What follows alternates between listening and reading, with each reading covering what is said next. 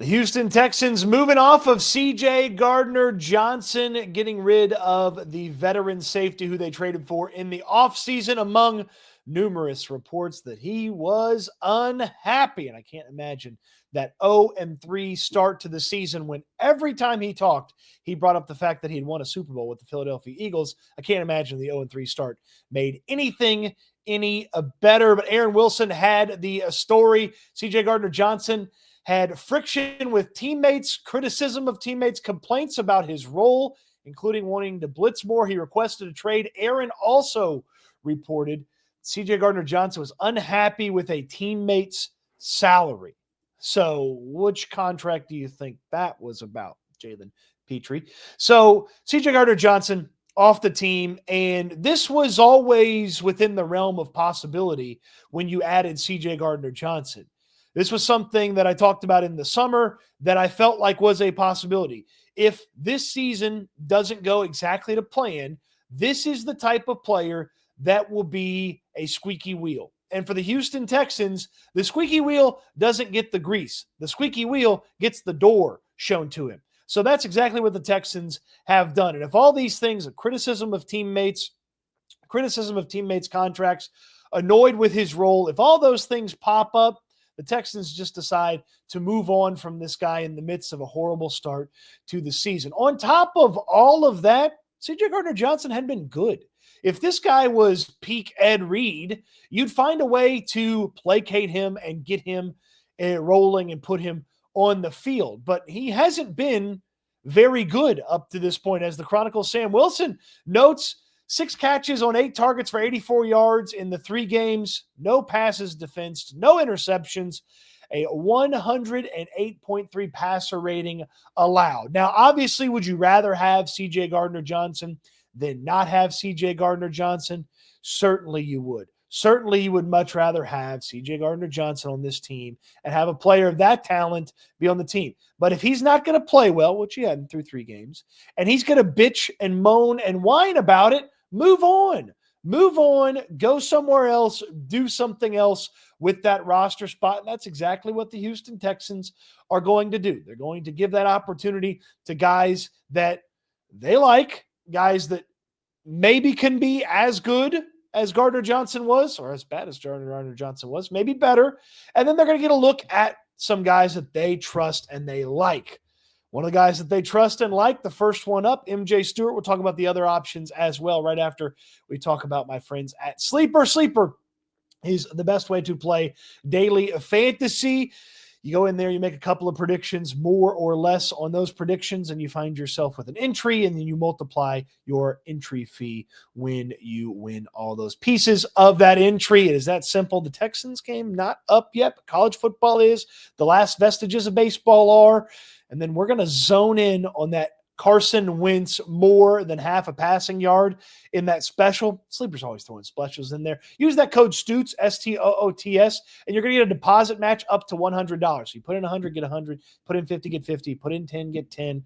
Use the code Stoots when you get signed up. The link in the description down below will take care of you. We appreciate my friends at Sleeper for sponsoring this video. So with C.J. Gardner-Johnson out, who's in? Who's getting that opportunity initially? Well, the old veteran MJ Stewart is going to get the nod. Much like last year when the intended starter Jimmy Ward wasn't available and they went to Eric Murray, MJ Stewart plays the Eric Murray role this year. The intended starter, C.J. Gardner-Johnson, no longer an option. He's out. Insert MJ Stewart. MJ Stewart is a veteran that's been around this team for a few years now. He's a guy they trust. He's a guy that a couple of times in the early portion of the offseason, they put on the field instead of C.J. Gardner-Johnson. He's familiar with the defense, having been here. So MJ Stewart's going to get that first crack, but you are one body shorter at the position.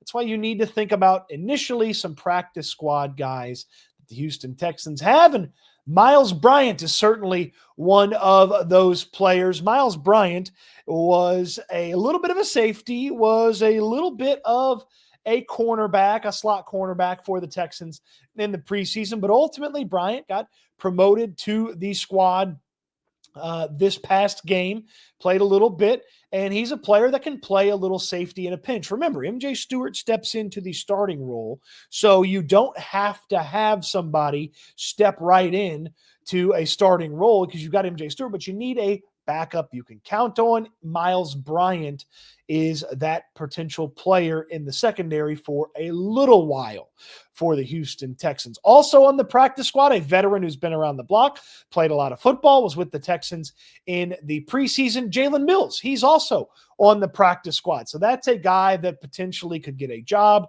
or get a promotion from the practice squad in this initial matchup without CJ Gardner-Johnson. Remember, it's Tuesday. So if you wanted to work out a veteran, he'd have to work out this afternoon. He'd have to get ready, get signed, so on.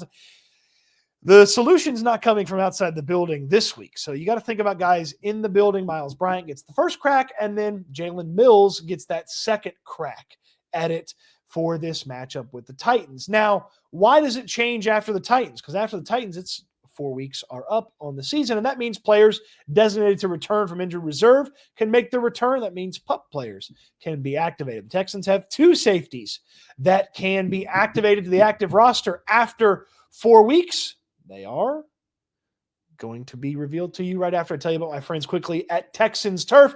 Texans Turf, man, I've been in Landry's backyard, and if he had to maintain a backyard, it would look like a jungle. But he doesn't because Texans Turf took care of him. He's got a beautiful turf backyard. It's always clean, always green when you visit with Texans Turf. They can take care of you no matter the size of your yard. You have a whole estate you want to have turf in. You got a little piece of stretch of land between your neighbor and you that neither one of you want to take care of, throw some Texans Turf down. You want to put it in your front yard and you don't have to worry about mowing or taking care of it. Texans Turf can take care of you. TexansTurf.com is where you can find it. Check out the wonderful portfolio on the website. You can even schedule your free estimate on the website as well, TexansTurf.com.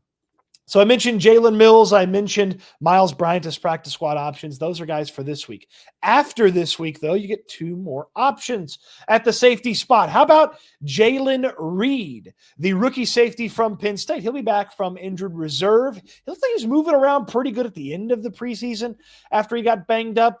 But this is a player that's going to be on the active roster when he's healthy. And if he's healthy ahead of week 5, get him in there. This a guy can help you on special teams right away, be a little bit of a heat-seeking missile from that safety spot. He's got to work a little bit on tackling, and he'll be a little out of sorts because he hasn't played football, being on IR, but he's going to eventually obviously be on the roster, and you can use him in special teams a couple of different ways. So Jalen Reed's going to come back. Not a starter option right away, but if you have MJ Stewart, you could slot Jalen Reed in behind him and use Reed on special teams.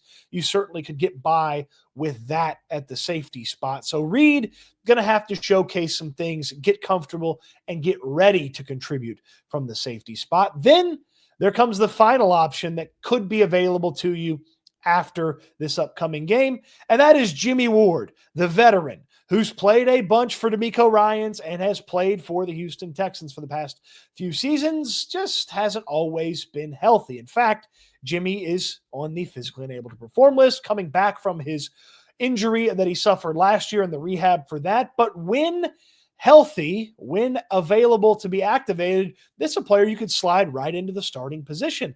At safety, you move MJ Stewart back to that key backup role, or if you need to ease Jimmy Ward into it, you got Jimmy Ward and MJ Stewart as 2 reliable veterans that you could put back there that have played a lot of football and played a lot of football in this system that you can put back there. Now, Ward is off the commissioner's exempt list. He was activated from that after his case, his domestic violence accusation was dropped and charges were not pursued. So he is available to play as soon as he's off the PUP list. So he's off the commissioner's exempt list, still on the PUP list. So post Titans game, he can be eligible to come back if he's healthy enough to play. The Texans can activate Jimmy Ward, put him into the equation, and have a veteran back there at safety, and a veteran that DeMeco Ryans likes, trusts, and probably doesn't complain about other teammates' salaries or not blitzing enough, like the things that got CJ Gardner-Johnson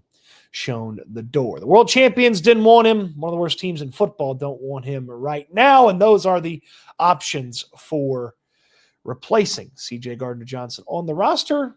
I don't know that anybody outside the roster is coming anytime soon, but hey, scour the free agency wire if you'd like. But the Texans have 5 very clear options in-house, 3 for this week, and then they add the 2 potentially after this week. What do you think? Let me know in the comment section down below. You wish they'd just figured it out with CJ GJ, or are you happy to see him go if he's a malcontent and maybe you don't care because they are 0-3. That's a valid feeling to feel as well. Let me know in the comment section down below. On your way down there, thumbs up on the video. Subscribe to the channel if you haven't already.